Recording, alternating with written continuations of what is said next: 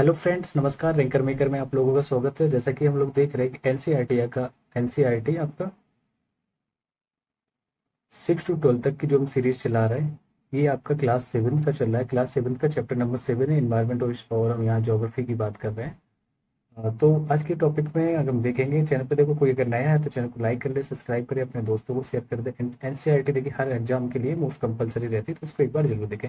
एक बार go through हो जाए, रीड कर लें, आप आराम से सुने इसको क्या है। तो अध्याय पाठ में आप पढ़ चुके हैं कि पेड़ पौधे, पशु एवं मनुष्यों के लिए जल ही जीवन है। तो हम लोग ये जानते हैं बिना जल के देखिए कुछ संभव नहीं है चीजें, तो जल ही जीवन है बोल सकते हैं।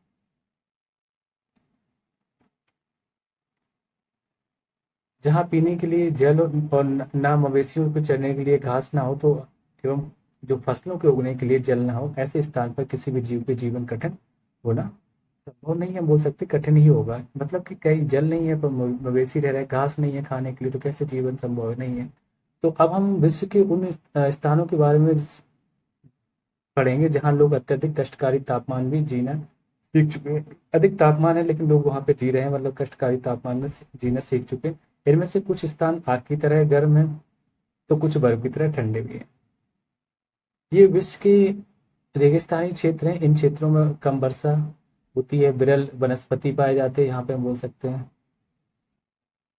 चरम तापमान होते हैं, तापमान के अंदर आधार पर ये रेगिस्तान गर्म या ठंडे हो सकते हैं। इन स्थानों में जहाँ कहीं भी थोड़ा बहुत जल उपलब्ध होता है, लोग वहाँ कृषि करने के लिए बस जाते हैं। तो रेगिस्तान की डेफिनेशन यह है कि यह एक शुष्क प्रदेश है जिसकी विशेषताएं अत्यधिक उच्च अथवा निम्न तापमान एवं विरल वनस्पति। हम बोल सकते हैं रेगिस्तान मतलब यही आपका रेतीला नहीं है, बर्फ का एरिया भी एकदम से तो निम्न हो या अधिक उच्च तापमान हो या अधिक निम्न तापमान हो, वो भी रेगिस्तान ही कहलाएगा। चलिए बात करते हैं गर्म रेगिस्तान सहारा मरुस्थल के बारे में देखते हैं। तो विश्व का एवं अफ्रीका, विश्व एवं अफ्रीका महाद्वीप के मानचित्र को देखिए। उत्तर अफ्रीका में के बड़े भूभाग पर फैले सहारा के जो रेगिस्तान का पता लगाएं। यह विश्व का सबसे बड़ा रेगिस्तान है, लगभग 8.54 लाख वर्ग किलोमीटर इसके क्षेत्र पर फैला हुआ। क्या आपको याद है कि भारत का लगभग 32.8 लाख वर्ग किलोमीटर है, मतलब भारत का क्षेत्रफल ही 32.8 वर्ग किलोमीटर है। तो सारा रेगिस्तान जो 11 देशों से घिरा, देख लेते हैं कौन कौन से देश हैं। अल्जीरिया हो गया, मैप में देखना। चाड है, मिस्र है, लीबिया, माली, मैरितानिया, मोरक्को, नाइजर, सूडान, ट्यूनीशिया एवं पश्चिमी सहारा। ये लगभग आपके 11 देशों से सारा रेगिस्तान घिरा हुआ है। आप देखेंगे उत्तर जो अफ्रीका है उसमें ये मिल जाएगा आपको। तो रेगिस्तान के बारे में सोचते समय आपके मस्तिष्क में तुरंत ही रेत का दृश्य उभरता है, परंतु सहारा मरुस्थल बालू की विशाल परतों से ढका हुआ है। रेगिस्तान नहीं है यहाँ पे, बालू है, रेत नहीं है। नहीं बाल बना हुआ नहीं, वरन वहाँ बंजरी, क्या लिखा है, बालू की विशाल परतों से ढका हुआ है नहीं, वरन वहाँ बंजरी बजरी के मैदान और नग्न चट्टानी सतह वाले जो आपके उत्थित पठार भी पाए जाते हैं। ये चट्टानी सतह कुछ स्थानों पर 2500 मीटर से भी अधिक ऊंची है। ठीक है, चलिए आगे देखते हैं। ये दिख रहा है, देखो ये सारा रेगिस्तान है। क्या आप जानते हैं, आपको यह जानकर आश्चर्य होगा कि आज का सारा रेगिस्तान एक समय में पूर्णतः हरा भरा मैदान था। सारा की गुफाओं से प्राप्त चित्रों से ज्ञात होता है कि यहाँ नदियां तथा मगर पाए जाते थे। हाथी, शेर, जिराफ, शुतुरमुर्ग, पेड़, पशु तथा बकरियां सामान्य जानवर थे, परंतु यहाँ के जलवायु परिवर्तन ने इसे बहुत गर्म शुष्क प्रदेश में बदल दिया था। तो ये आपको सारा मरुस्थल दिख रहा है। तो 11 देशों के नाम ये आपको दिखाए गए हैं, है ना। माली, नाइजर है, चाड है, सूडान है, मिस्र, लीबिया, अल्जीरिया, इन सबसे घिरा हुआ है। एक साइड में आपके इसको पश्चिम में देखेंगे तो अटलांटिक महासागर, उत्तर में देखें आपका भूमध्य सागर हो जाएगा, और इधर पूर्व में लाल सागर। ठीक है, ये कर्क रेखा यहाँ से निकल रही है। अफ्रीका के साइड में पश्चिम में अटलांटिक महासागर है और पूर्व में हिंद महासागर। चलिए, क्या आप जानते हैं सारा के अल्जीरिया क्षेत्र में जो त्रिपोली लीबिया के दक्षिणी भाग में स्थित है, यहाँ का सबसे अधिक तापमान 1922 की डेट बता रहा है कि 57.7 डिग्री सेल्सियस दर्ज किया गया था, तो विश्व का सबसे ज्यादा तापमान था। तो कहाँ पे, ये अल्जीरिया के यहाँ पे त्रिपोली लीबिया के दक्षिणी भाग में स्थित है। तो सारा, हम बात करते हैं जलवायु के बारे में यहाँ की। तो सहारा रेगिस्तान की जलवायु अत्यधिक गर्म, शुष्क कैसी होती है भैया, गर्म है, शुष्क, और यहाँ की वर्षा ऋतु अल्पकाल के लिए होती है, कभी कभार हो गई तब तो ठीक है। यहाँ आकाश बादल रहित निर्मल होता है।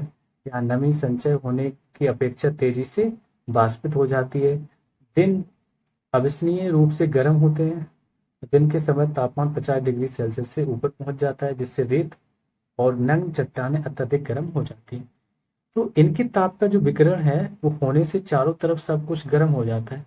रातें अत्यधिक ठंडी होती हैं तथा तापमान गिरकर हिमांक बिंदु लगभग 0 डिग्री सेल्सियस तक पहुंच जाता है। देखो रात में टेम्परेचर एकदम से 0 डिग्री सेल्सियस पहुंच जा रहा है, तो दिन में क्या हाईएस्ट है। देखा ना कि चट्टानें अत्यधिक गर्म हो जाती है।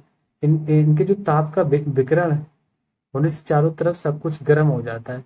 रातें अत्यधिक ठंडी हो जाती हैं तथा तापमान गिरकर हिमांक बिंदु लगभग 0 डिग्री सेल्सियस तक पहुंच जाता है। तो हाईएस्ट दिन में और रात में सबसे लोएस्ट पहुंच जाता है टेम्परेचर। तो जो वनस्पति जात एवं प्राणी जात की बात करते हैं, तो सारा रेगिस्तान की वनस्पतियों में कैक्टस, खजूर के पेड़ एवं एकेसिया पाए जाते हैं। क्या क्या पाए जाते हैं यहाँ पे? कैक्टस हैं, खजूर के पेड़, एकेसिया पाए जाते हैं। यहाँ कुछ स्थानों पर मरुधान या खजूर के पेड़ों से घिरे हरित द्वीप पाए जाते हैं। ऊंट की बात करें, ऊंट है आपका लकड़बग्गा है, सियार, लोमड़ी, बिच्छू, सांपों की विभिन्न जातियां एवं छिपकलियां यहाँ के प्रमुख जीव जंतु हैं। ये आपको दिख रहा है सारा सारा रेगिस्तान ही मरुद्यान है। देखो यही कैक्टस, खजूर वृक्ष पाए जा रहे हैं। वैज्ञानिकों को तो यहाँ से मछलियों के कंकाल भी मिले हैं। आपके अनुसार ये क्या हो सकता है भैया? इसका मतलब ये कहीं ना कहीं यहाँ पहले महासागर भी थे, जब तो मछली के कंकाल मिलेंगे। लोगों के बारे में देखते हैं तो सारा रेगिस्तान की जो कष्टकारी जलवायु में विभिन्न समुदाय के लोग निवास करते हैं, जो भिन्न भिन्न क्रियाकलापों में भाग लेते हैं। इनमें आपका बेदुइन एवं तुआरेग भी शामिल है। क्या क्या है? बेदुइन है, तुआरेग है। चलवासी जनजाति वाले लोग बकरी, भेड़, ऊंट, घोड़े जैसे पशुधन को पालते हैं। इन पशुओं से इन लोगों को दूध मिलता है और इनकी खाल से ये पेटी या जूते, पानी की बोतल बनाने के लिए चमड़ा का प्रयोग करते हैं तथा पशुओं के बालों का उपयोग चटाई, कालीन, कपड़े एवं कंबल बनाने के लिए होता है। तो धूल भरी आंधियों एवं गर्म वायु से बचने के लिए ये लोग भारी वस्त्र पहनते हैं।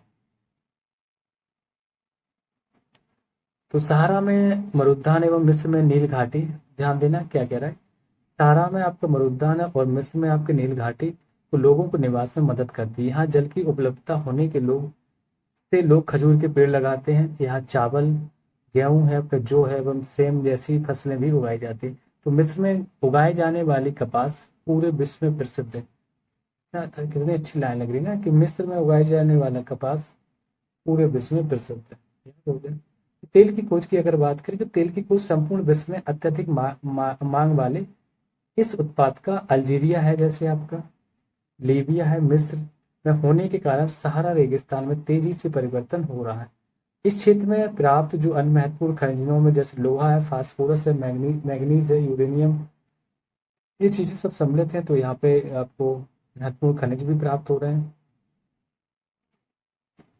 सारा की सांस्कृतिक जीवन शैली में भी परिवर्तन आ रहा है। आज यहाँ मस्जिदों से ऊंचे कांच की खिड़कियों वाले भवन तथा ऊंटों के प्राचीन मार्ग के स्थान पर सुपर महामार्ग बन गए।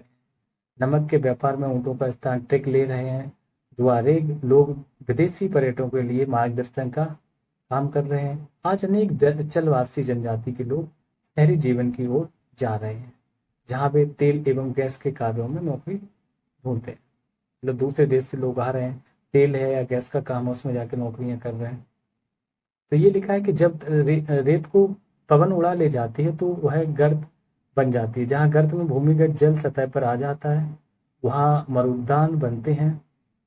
ठीक है, ये क्षेत्र उपजाऊ होते हैं, लोग इसके आसपास निवास करते हैं एवं खजूर के पेड़ तथा अन्य फसलें उगाते हैं। कभी कभी यह मरुद्यान असमान रूप से बड़ा भी हो सकता है। मोरक्को में, जैसे आपको मोरक्को में टेफिला लेट मरुद्यान ऐसा ही एक विशाल मरुद्यान है जो 13,000 वर्ग किलोमीटर के क्षेत्र में फैला हुआ। इधर लिखा है कि शब्द की उत्पत्ति, लद्दाख शब्द दो शब्दों से बना। लाह का अर्थ है पर्वतीय दर्रा तथा दाख का अर्थ है देश। तो लद्दाख देश पर्वतीय एरिया। क्या आप जानते हैं पृथ्वी के सबसे ठंडे स्थानों में से एक द्रास लद्दाख में भी स्थित है? उसको देखना है। ठंडा रेगिस्तान लद्दाख, इसके बारे में। दूसरा रेगिस्तान है भारत का एक थार हो गया, दूसरा ये। तो जम्मू कश्मीर के पूर्व में बृहद हिमालय में स्थित, कहाँ पे, जम्मू कश्मीर के पूर्व में बृहद हिमालय के स्थित लद्दाख एक ठंडा रेगिस्तान है। इसके उत्तर में आपका काराकोरम श्रेणी एवं दक्षिण में जास्कर श्रेणी पर्वत मिलेंगी। लद्दाख से अनेक नदियां बहती हैं, जिसमें आपकी सिंधु नदी हो गई। ये नदियां गहरी घाटियों एवं महाखोड मतलब गार्ज का निर्माण करती हैं। लद्दाख में अनेक हिमानियां हैं, जैसे आपकी गैंगरी हो हिमानी हो गई है, तो हिमानियां भी बहुत हैं। लद्दाख की ऊंचाई कारगिल में लगभग 3000 मीटर है। 3000 मीटर से लेकर काराकोरम में ये 8000 मीटर से भी अधिक पाई जाती है। अधिक ऊंचाई के कारण यहाँ की जलवायु अत्यधिक शीतल एवं शुष्क होती है।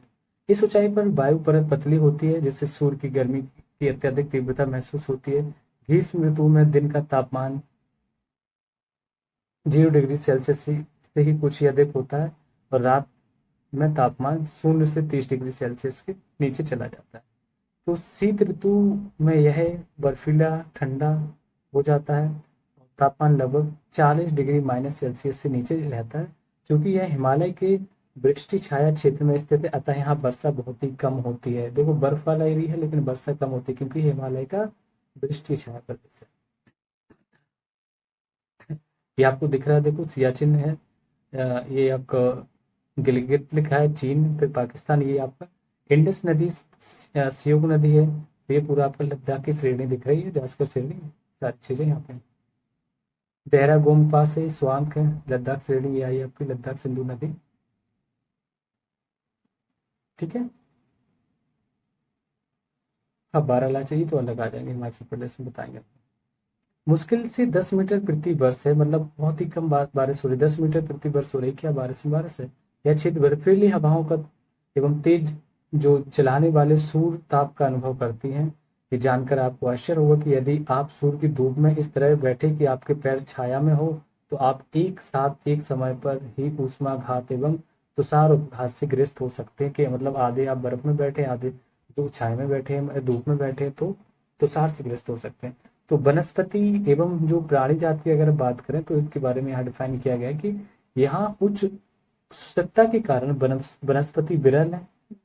यहाँ जानवरों के चरने के लिए कहीं कहीं कहीं पर ही घास एवं छोटी झाड़ियां मिलती हैं। घाटी में सरपत, क्या, घाटी में सरपत, बिलो एवं पॉपुलर के उपवन देखे जा सकते हैं। ग्रीष्म ऋतु में सेब या खुबानी एवं अखरोट जैसे पेड़ पल्लवित होते हैं। लद्दाख में पक्षियों की विभिन्न प्रजातियां नजर आती हैं। इनमें आपका रॉबिन हो जाएगा, रेड स्टार्ट हो जाएगा, तिबनी, स्नोकॉक, रेबिन एवं हुक यहाँ पाए जाने वाले सामान्य पक्षी हैं।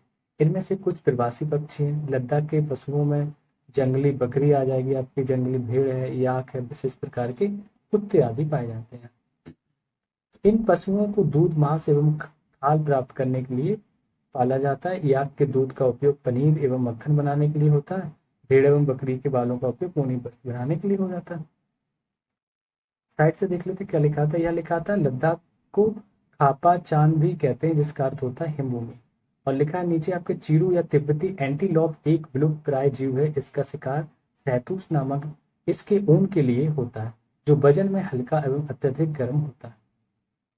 तो लोगों के बारे में देखते हैं। लोग क्या है कि क्या आप लद्दाख एवं तिब्बत और तथा मध्य एशिया के निवासियों के बीच कोई समानता पाते हैं? किस किस के बीच में देखना है? लद्दाख, तिब्बत एवं मध्य एशिया के बीच निवासियों में समानता पाते हैं। यहाँ के अधिकांश लोग या तो मुसलमान होते हैं या बौद्ध होते हैं। वास्तव में लद्दाख क्षेत्र में अनेक बौद्ध मठ अपने परंपरागत परंपरागत गोपा के साथ स्थित है। कुछ प्रसिद्ध मठ मठ भी है, जैसे हेमिस है, हिक्से से एवं लामा युक्त। ग्रीष्म ऋतु में यहाँ के निवासियों जो है, आलू है, मटर, सेम एवं शलजम की खेती करते हैं। शीत ऋतु में जलवायु इतनी कष्टकारी होती है कि लोग धार्मिक अनुष्ठानों में, उत्सवों में अपने आप को व्यस्त रखते हैं। यहाँ की महिलाएं अत्यधिक परिश्रमी होती हैं। वे केवल घर एवं खेतों में ही काम नहीं करती, बल्कि छोटे व्यवसाय एवं दुकानें भी संभालती हैं। लद्दाख की राजधानी लेह सड़क एवं वायुमार्ग द्वारा भली भांति जुड़ी हुई है। वायुमार्ग से जा सकते हैं, सड़क से जा सकते हैं। राष्ट्रीय राजमार्ग 1A, देखो कौन सा, राष्ट्रीय राजमार्ग 1A लेह को जोजिला दर्रा होते हुए कश्मीर घाटी से जोड़ता है। क्या आप हिमालय के कुछ अंदरों के नाम बता सकते हैं? बताना। ये थिक से मठ है, मठ बने हुए हैं यहाँ पे, मंदिर है सीधे। क्रिकेट का सबसे अच्छा बल्ला सरपत है, बिलो जिसको कहते हैं, पेड़ की लकड़ी से बनाया जाता है। तो आपको बिलो कहाँ लद्दाख में पाया? मनाली की बात करते हैं। मनाली लेह राजमार्ग 4 दर्रों से गुजरता है, रोहतांग ला, बारालाचा ला, लूनगालाचा ला एवं टंगलंग ला। यह राजमार्ग केवल जुलाई से सितंबर के बीच खुलता है, जब बर्फ को मार्ग से हटा दिया जाता है। चलिए रीड करते हैं। ये देखो, पिक्चर दिख रही है, पारंपरिक वेशभूषा में लद्दाखी महिला है, ऐसी दिखती हैं। तो यहीं से देख लीजिए। यहाँ का मुख्य जो क्रियाकलाप पर्यटन है, देश विदेश से अनेक पर्यटन यहाँ पर्यटन के लिए आते हैं। गोपा दर्शन, कौन सा दर्शन? गोपा दर्शन, घास के मैदानों एवं हिमनदों की सैर एवं उत्सवों तथा अनुष्ठानों को देखना यहाँ के प्रमुख पर्यटन आकर्षण है। तो आधुनिकीकरण के फलस्वरूप यहाँ के जनजीवन में परिवर्तन आ रहा है, लेकिन लद्दाख के लोगों ने शताब्दियों से प्रकृति के साथ समन्वय एवं संतुलन बनाए सीखा है। जल एवं ईंधन जैसे संसाधनों की कमी के कारण ये आवश्यकता अनुसार एवं मितव्ययता से ही उनका उपयोग करते हैं, कुछ भी व्यर्थ नहीं करते हैं। चलिए एक्सरसाइज देख लेते हैं। ये हम लोगों ने कवर की। ये बारालाचा दर्रा दिख रहा था आपको। एक्सरसाइज में क्वेश्चन फर्स्ट है कि लिखा है कि विश्व में कौन से 2 प्रकार के रेगिस्तान पाए जाते हैं? तो बता दीजिए। अभी जस्ट आप लोगों ने देखा, एक गर्म रेगिस्तान हो जाएगा, एक ठंडा हो जाएगा, है ना। दूसरा लिखा है कि सारा रेगिस्तान किस महाद्वीप में स्थित? तो सारा कहाँ पे है? अफ्रीका महाद्वीप में हो जाएगा। तीसरा क्वेश्चन लिखा है कि लद्दाख रेगिस्तान की जलवायु और परिस्थितियां क्या है? तो लद्दाख रेगिस्तान की जलवायु परिवर्तनों के बारे में बताना क्या है? तो ग्रीष्म ऋतु में ये दिन का तापमान 0 डिग्री सेल्सियस और कुछ ही अधिक होता है, एवं रात को 19 से 30 डिग्री सेल्सियस नीचे चला जाता है, माइनस में चला जाता है। लद्दाख में पर्यटकों के लिए प्रमुख आकर्षक केंद्र क्या है? तो पर्यटकों के लिए यहाँ पे जो गोपा दर्शन है, घास के मैदान है, हिमनदों की सैर है, उत्सवों एवं अनुष्ठानों का देखना, बहुत सारी चीजें। सहारा रेगिस्तान के लोग किस प्रकार के वस्त्र पहनते हैं? सहारा रेगिस्तान के जो धूल भरी आंधियों एवं गर्म जलवायु से बचने के लिए यहाँ के लोग भारी वस्त्र पहनते हैं। नेक्स्ट है कि लद्दाख में उगने वाले पेड़ों के नाम बताएं। हम बता दीजिए। सरपट है, बिलो जिससे बल्ला बनता भी बताया। पॉपुलर सेब है, खुबानी एवं अखरोट भी है यहाँ पे। जाइएगा, घूमिएगा, अखरोट खाइएगा। चलिए, टिक द करेक्ट आंसर बताना है आपको। लिखा है सारा अफ्रीका के किस भाग में स्थित है? बताइए। अभी हम लोगों ने आपको अच्छे से पढ़ाया था, सारा अफ्रीका किस भाग में स्थित है? उत्तरी में। सारा किस प्रकार के रेगिस्तान है? बता दीजिए। सारा किस प्रकार के रेगिस्तान है? छोटे छोटे क्वेश्चन है, गर्म। लद्दाख रेगिस्तान के अधिकांश निवासी हैं। तो जो लद्दाख रेगिस्तान के जो अधिकांश निवासी कौन से हैं? वो थे मुसलमान। रेगिस्तान की विशेषता क्या होती है? तो रेगिस्तान की विशेषता यहाँ पे हो जाएगी कि वो विरल वनस्पति पाई जाती है। लद्दाख में हेमिस प्रसिद्ध है, किसके लिए? तो लद्दाख में जो हेमिस है, बौद्ध मठ है ये। क्या निम्नलिखित में से फसल के लिए प्रसिद्ध है? तो मिस्र, सॉरी मिस्र लिखा है कि मिस्र ऊपर कर दे। मिस्र किस फसल के लिए प्रसिद्ध है? तो मिस्र है वो आपके कपास के लिए प्रसिद्ध है। ठीक है, नेक्स्ट देखते हैं। मैच द फॉलोइंग है, मैच द फॉलोइंग करनी है, बताना है आपको। तो लिखा है कि पहला लिखा है मरुधान। तो मरुधान को किससे मैच करोगे आपको? तो ये मरुधान हो जाएगा आपका, मरुधान ऐसे कर देते। जो पहले का लीबिया, लीबिया हो जाएगा इसको, ये लीबिया आपका गैंगरी पाया जाता है। ठीक है, नेक्स्ट हम सेकंड की बात करेंगे, राम हो जाएगा इसका। एक तो ज्यादा दे देते हैं, का खा गा घा। अच्छा, बी, बी का देख लीजिए यहाँ से। ठंडा रेगिस्तान बेदुइन हो जाएगा। उसके बाद हिमनद क्या हो जाएगा? मरुधान हो जाएगा, इसको अभी बताया था मैंने, है ना। नेक्स्ट और देख लीजिए।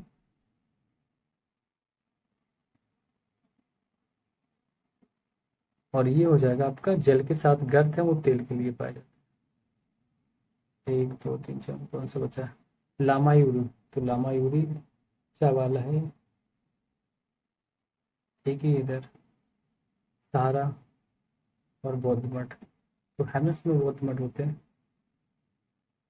तो वो तो नहीं, सहारा ही हो जाएगा यहाँ, लामायूरी। मैच तक बोलेंगे। चलिए कुछ क्वेश्चन देख लेते हैं क्या, तो ध्यान से देखना, गलत मत करना, रिवीजन कर लेना। रेगिस्तान में अल्प वनस्पति होती है, रेगिस्तान में अल्प वनस्पति होती है या नहीं ये बताना। तो क्योंकि यहाँ की जो जलवायु है अत्यधिक गर्म और शुष्क, इसलिए अल्प जल वनस्पति भी होती है। सारे रेगिस्तान के लोग भारी वस्त्र पहनते हैं। हाँ, अपने आप को धूलधारी जो धूल भरी आंधियों से, गर्म वायु से बचाने के लिए वो भी पहनते हैं। ठीक है, तो ये मानचित्र वाली चीजें ये आपको अपने से करना है, रेगिस्तानी खेल क्या क्या है वो देखने हैं। तो आई होप आप लोगों को ये चीज़ें पसंद आ रही होगी। चैनल को लाइक करें, सब्सक्राइब करें और जुड़े रहें रैंकर मेकर के साथ। अधिक जानकारी के लिए आप ये साइट गूगल पे डाल सकते हैं, आपको पता चल जाएगा एनसीईआरटी के बारे में क्या। ठीक है, चैनल को लाइक करें, सब्सक्राइब करें, जुड़े रहेंगे। नमस्कार।